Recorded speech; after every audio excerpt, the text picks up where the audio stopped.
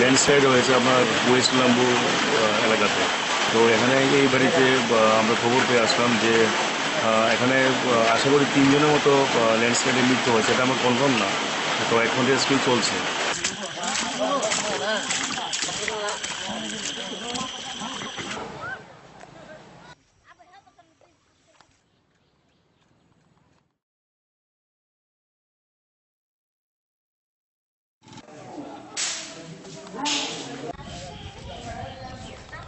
বন্যায় মূলত ছোট সন্ময় এলাকাতেই অনেক বাড়িঘরের জল উঠেছে এবং ওরা শরণার্থী শিবিরে এসেছে।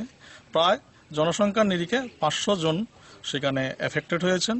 আমরা প্রত্যেককেই মাথাপিছু যারা অ্যাডাল্ট তাদেরকে 60 টাকা করে এবং যারা শিশু তাদেরকে 45 টাকা করে সাহায্য দিচ্ছি।